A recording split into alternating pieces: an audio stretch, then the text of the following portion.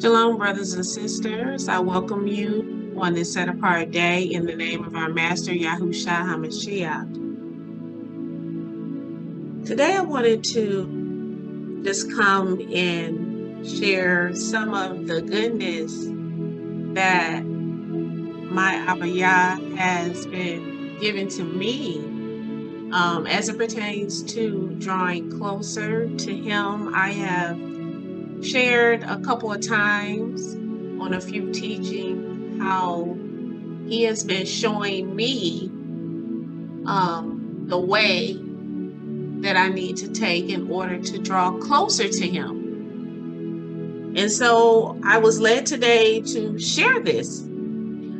As many are awakening to this walk, they're awakening to their true heritage, and they're beginning to walk in the covenant.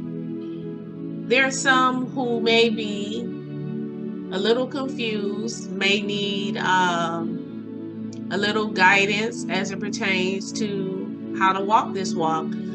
Some of the things that I'm sharing to you today, they are not an exhaustive list, as we all need to seek our Abba Yah individually. However, some of the things that I'm going to be mentioning today has helped me dearly in my journey. I would say over the past maybe 8 or 9 months, not even a year, where Abba Yah has been showing me how to draw closer to Him. And so I wanted to come before those of you who are interested and share some tips and some things that you can do to draw closer to our Abba Yah. Abba Yah told us that if we seek Him, then we will find Him when we seek Him with all our heart, soul, mind, and strength. He says that if you draw near to Him, that He will draw near to you. When we read Psalms 91 verse 1, it says that he who dwells in the secret place of the Most High shall abide under the shadow of the Almighty. Even our forefather David said the following in Psalms 26 and 8. He said, "Oh Yah, I love your sanctuary, the place where your glorious presence dwell." So David talked about the secret place. We see the prophet Jeremiah spoke about this place. James 4 and 8 tells us that if we draw near to Him, that He will draw near to us. And he who dwells in the secret place of the Most High shall abide under the shadow of the Almighty. And so as we talk about drawing closer to our Abba Yah, something that I was led to inquire about was the word secret. And when I looked up the word secret in the ancient Hebrew lexicon of the Bible, it said that the word secret is a socket, that it is a socket. And it said that a socket is a rod that enters the hole. A socket is a rod that enters the hole. When I looked up the word rod in the ancient Hebrew lexicon of the Bible, it says that a rod is a branch that is used as a staff. A branch that is used as a staff. We know that the staff is used to poke and to prod and to direct and to teach the sheep. Okay? We know that he who has the staff is he that has the authority. He who has the staff is he who has the authority. So I want you to keep this in mind. A secret is a socket. which means it is a rod that enters the hole. When I looked up the word socket in thesaurus.com, it said that a socket is a chamber. It is a room. So as we think about that secret place, that secret chamber, that socket, that rod that enters the hole, the rod is the staff, and he who has the staff has the authority. The authority. So when we look up the word key in the ancient Hebrew lexicon of the Bible, it says that a key is an opening. It is a door or a hole for entering. So when we read Psalms 24:3, it says, who may stand in his holy place?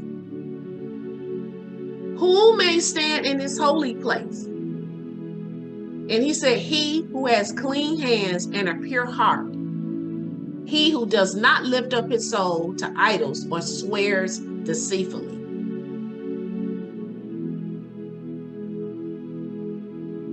Everyone may have a key,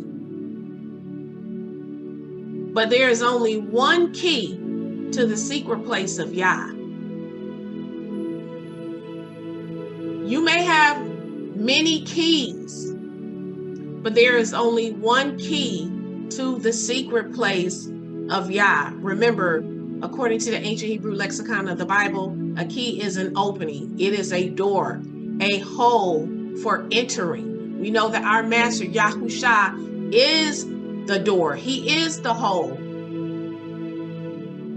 through which we enter in through him to our Messiah, to our master, Abba Yah.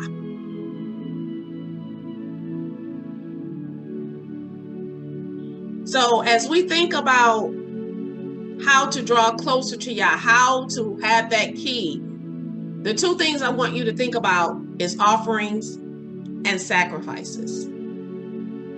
Many may be saying offerings and sacrifices. Well, we're still doing sacrifices. I'll explain what I mean. If you really want to grow closer to Yah, what he has been showing me is that he wants gifts of offerings and sacrifices. We know that your offerings are voluntary gifts, and when you sacrifice of any kind, it is a giving up of. It's when you give up. It is when you let go of something or someone. It is a loss. When you are sacrificing, and oftentimes when Israel made sacrifices, they were making atonement.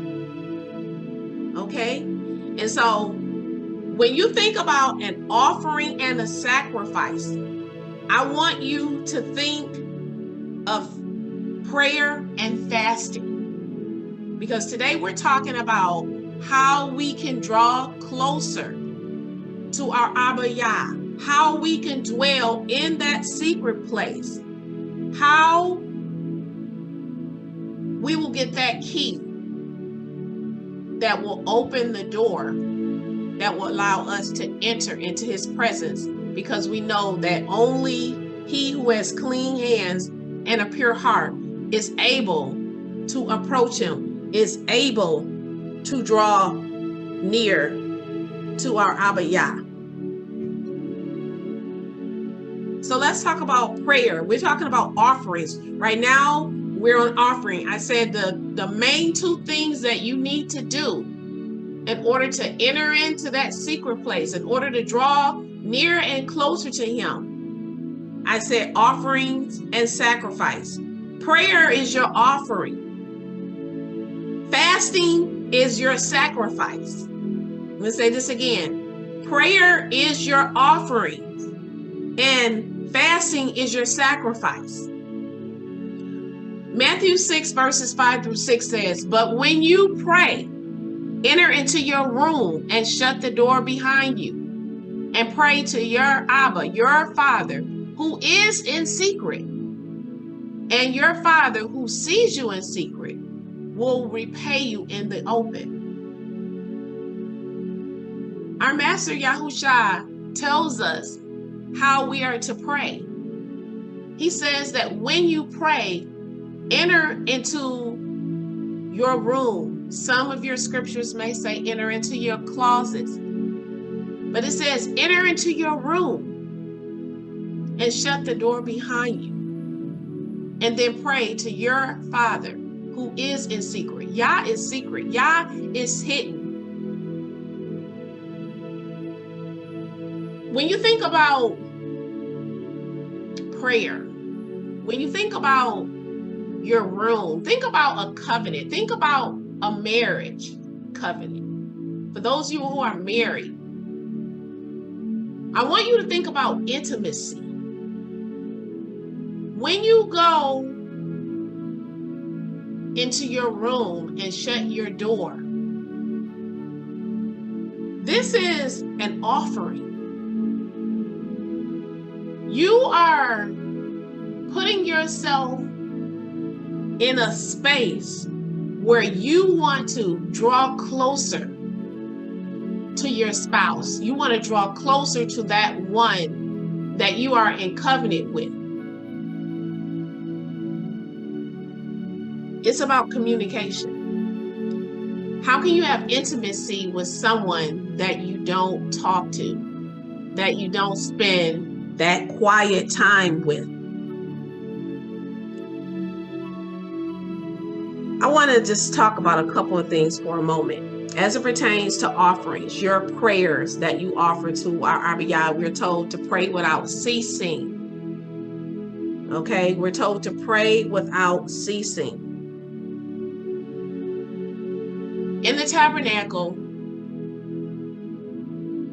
the incense that went up over that veil into the holies of holies, where the very presence of our Abba Yah dwelled. Those prayers, that incense that went up represented the prayers of the people. It represented a sweet smell that went up before our Abba Yah. When you go into prayer with our Abba Yah, when you're really trying to grow closer to him, you want to personalize this space. You want to make sure that this space where you're going before him to prostrate yourself, to lift up hands, that this place is a special place. I have a corner, a space in my room that I have personalized, that I make it look very pleasing and pleasant. And you want to have a place that when you go, just as if you were with your spouse, when you go to be intimate with your spouse, to go to communicate with your spouse, your beloved, you don't do it out in the open. You go to your room and you shut the door and you go into that intimacy and communicate with your loved one. You want to personalize the space where you are going to be communicating with our Abba Yah. This is not to say that you can't pray while you're in the car or pray while you're at work, but when you are at home, you want to make this space personalized, a personalized space that is inviting. It is intimate. It is quiet. It is free of distractions. This is not a space where the kids can come to, and a space where people are free to roam it. When you go to be intimate with your husband or your wife, your kids are not there watching. You understand? When you are communicating with your husband and wife in that covenant, your kids are not there listening. At least they should not be.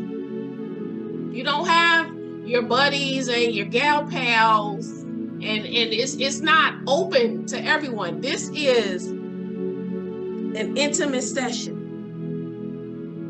You want this place to be a place that is free from distraction. Don't go into prayer, and I've seen this many times where you're trying to go into prayer and the television is up. You got to tell her, how can you go into an intimate space with Yah and the television is up? You're hearing the television in the background.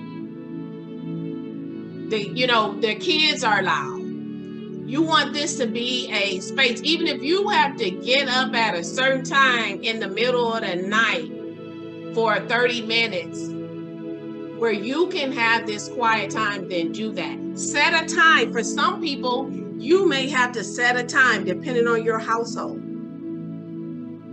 But you want this place to be intimate, quiet, free of distractions, a space where you can go into a zone and lose yourself with Yah. I like to put on throne room instrumental music. And some of the music I love is, if you're not familiar with Dappy T Keys, look him up on YouTube. Have some of the most beautiful instrumental throne room, enter into his present music. But you want to go into an absolute zone where you're able to pray in the spirit, where you're able to sit still and be able to hear the Ruach, the set apart spirit, speak to you. Very few are willing to do the work of sitting before Yah. Few are willing to silence themselves long enough to be able to hear Yah's voice. And you have to be dogmatic about this time that you spend with Yah, not allowing people and things, even children and family life, even your husband or your wife, to take this intimate time that you have with Yah. When you're sitting before him in prayer, reverence our Abba Yah during this time. Lift up your hands. Prostrate yourself before him. Bless his name. Glorify his name. Recall back to our Abba Yah his words. Recall back to him his goodness. Recall back to him the good things that he has done for you and how much you love him for it and how much you appreciate him. Thank him for the things that he has done. Who doesn't like to be appreciated? What husband or wife doesn't like to be appreciated and told, thank you, I love you, I adore you? My love language is affirmation. I love when my husband tells me he loves me, or he adores me, or sends me text messages, or sends me flowers like he did. It was last week or 10 days ago, which was the first day that we met 7 years ago. Those types of things. But when you get in that space, lose yourself with Yah. Sit and listen to him. These are offerings, prayers. And then I want to talk about sacrificing. I want to talk about sacrificing. When I talk about sacrificing, I'm talking about fasting. Let's talk about sacrificing. The Apostle Shaul or Paul says, therefore I urge you, brothers, on account of Yah's mercy, to offer your bodies as a living sacrifice, holy and acceptable to Yah, which is your spiritual service of worship. When you think about a sacrifice, think about giving up, a loss. Our Abba Yah wants you to offer your body as a living sacrifice. key word here is a living sacrifice. He doesn't want a dead sacrifice. He desires a living sacrifice. Offer your body as a living sacrifice. Now I'm talking about fasting, because we're talking about sacrificing. Fasting. When you are fasting, you are afflicting yourselves. One of the most powerful things that you can do to break strongholds in your life and to draw closer to Yah and to hear his voice is the combination of prayer and fasting. True fasting. Not fasting where you're entertaining yourself with the pleasures of the world. Fasting while you're arguing with your husband and your children. But I'm talking about a true fast. During the time that you're fasting and prayer, and you have personalized your space, you want to create an environment that I said that is inviting to the Ruach HaKodesh, that is inviting to the Holy Spirit. Create an environment that is inviting and welcoming to Yah's Spirit. During this time you're fasting and prayer, search out the things that Yah may have an issue with you. Search out the things that he may find displeasing in you. Pray and ask that he will reveal those things to you so that you can change it. Some things you may already know, but for many of us, we're still growing in this walk. There's many things, because none of us have arrived, where there may be some things that we may be doing unknowingly that is displeasing to him, that can cause us to lose the kingdom, and we need to know about it. So during this time, you're coming in and you're emptying yourself. You're emptying yourself so that he can fill you. So that he can fill you with his desires. Pray that he gives you his desires. He will give you your heart's desires. Not what you desire in your heart, and whatever you desire that he's going to give it to you. That's what they teach in the church. No, when it says that he will give you your heart's desires, that means that the things that you now desire will be in alignment with his perfect will and his word. So when you think about sacrificing, think about fasting, think about giving up, letting go, a loss, going to him in an act of humility, praying and asking for him to search out the things that are in you that he may find displeasing. This takes maturity. And all these things that I'm talking about right now takes discipline. Because in order to sacrifice, you have to change. You have to let go of some things. You have to let go of some people. There's going to be a loss. You're going to have to give up some things. It's about giving up the things that you love so that you can begin to walk in the way that he's commanded for you to walk.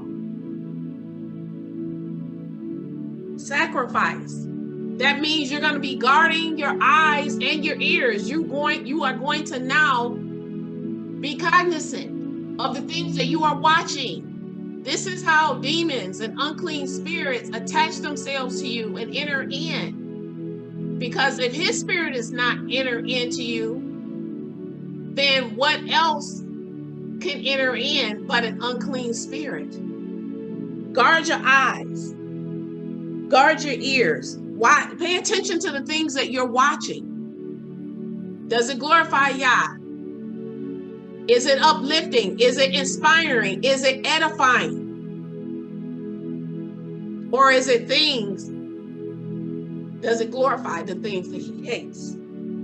Does it promote the things that he calls an abomination? If you're watching television shows, you're watching things, you're allowing anything to enter in your eyes. See, once the eyes become darkened, the whole body is dark. Pay attention to what you're listening to. Stop listening to this worldly music from Satan musical prophets. You're not going to be able to welcome in or create an environment where his Holy Spirit is going to want to come in, and you got DMX and Lil Wayne in the background. Okay, you listening to Cardi B. Try to keep your home free from anger.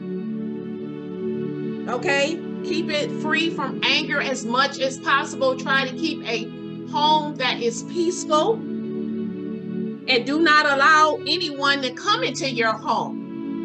Okay, you must. We're at the point now that you're not willing to separate yourself from those that are of the world.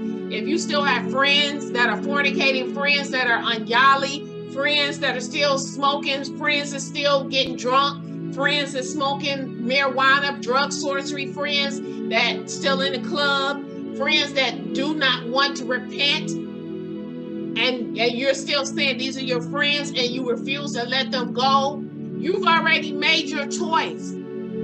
Because let me tell you, your friends, and this includes family members too, they come with spirits. And when you continue to be in their presence and you continue to allow them in your home, when they leave, they may have physically left, but their spirits have not left.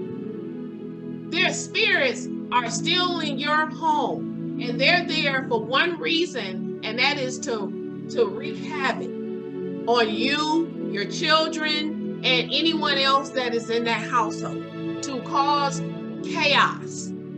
So now your home is not going to be a home that is welcoming for our Abba Yah. So he's asking for you to offer your bodies as a living sacrifice. This means that you are willing to do and make the changes that are necessary in order for him to give you the keys, to allow you to enter into his presence. Yah is secret. He is hidden. We talked about the gems. Anything that is a gem is hidden. It's not readily available, and you can't find it on the surface. When you talk about, and when you think about the tabernacle, you were not able to draw near to his presence unless you had clean hands. If you were not a Levitical priest, I want you to think about that brazen altar. That brazen altar, that sacrifice that was on that brazen altar was not dead. The priest didn't offer up a dead sacrifice. They offered up a living sacrifice. A living sacrifice that was without spot or blemish. Just as he said to offer up your bodies as a living sacrifice, holy and acceptable, set apart, without spot, without blemish unto him. He said, this is your reasonable service. This is what true worship is. No one was able to enter in, and if the sacrifice was not acceptable, if it was accepted, then it would be consumed by our Abba Yah.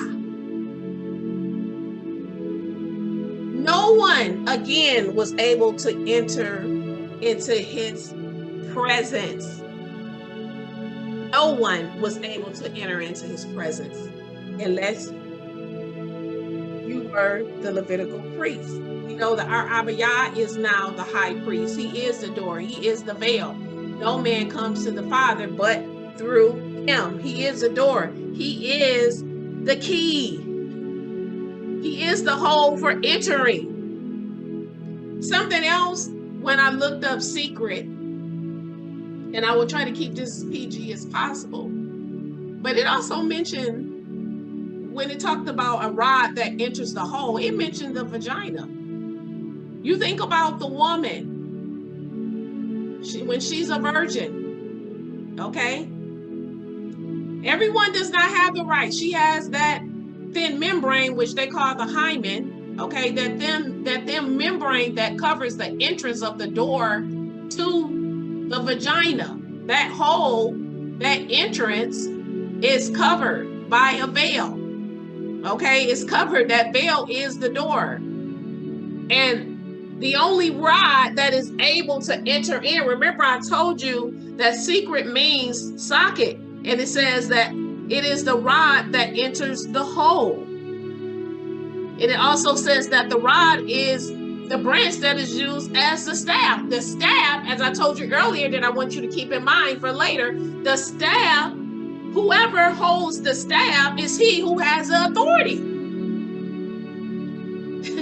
So when a woman is unmarried, no one has the authority or the staff to be able to enter into that hole, to be able to enter into that woman. Do you understand what I'm saying? Only he who has the key. And our Abba Yah has already said that the person who has the key, that has the right to enter into his wife, is the husband, not your boyfriend, not your baby daddy. Okay? So I just wanted to just bring that up quickly. You can do a little bit more studying on your own on that. Today, this list is not exhaustive. It was just a short, brief, I don't know if this is a message, but just to provide some practical tips and ways where you can draw closer to our Abba Yah. He tells us in Matthew 6:19-20, do not treasure up or store up for yourself treasures on the earth where moth and rust can cause to corrupt, and where thieves and those, they can come in and steal. He said, treasure up for yourself those things that are in heaven. He says, where neither moth or rust can cause to corrupt. So basically he is saying that do not store up for yourself those treasures on the earth. Okay, store up those treasures that are in heaven. Treasures, according to the Blue Letter Bible, in this context means the place where good and precious things are collected and are stored up. Okay, so anything that is precious is something that is valued. It is something that is adored. It is something that is beloved, cherished, something that is dear to your heart. Anything that is valued and dear to your heart is something that you treasure. Our master Yahusha is saying, do not store up and value those things that are on the earth, but store for yourself. Treasure those things that are in heaven. For these things that are in heaven are valuable. Okay? These are the things that we are to love. It also said that treasure means wealth, literally or figuratively. Our wealth is not here in this earth. Thieves and moths can come and dig through and steal, and they can be corrupt. But those things that are of heaven, is of the kingdom, are incorruptible because they are of our Abba Yah. So we read the next verse. It says, for wherever your treasure is, there is where your heart is also. So where's your heart? Where is your heart? What do you value? What do you adore? What do you hold dear to your heart? And is that what you value and hold dear to your heart? Does it align with the word of Yah? When we think about heart, I want you to think about a seat. When I looked this up in its context in the Blue Letter Bible, it says that the heart is the center of all physical or spiritual life. It is the seat of spiritual life. It says that it is the central or innermost part of anything. It is your mind. We have to be careful of the things that we treasure, meaning the things that we value, the things that we love, the things that we hold dear, because he says whatever it is that you treasure, meaning whatever it is that you love, whatever you hold dear, he said that's where your heart is. That's the innermost part of your mind. This only belongs to our Abba Yah. He belongs in that seat.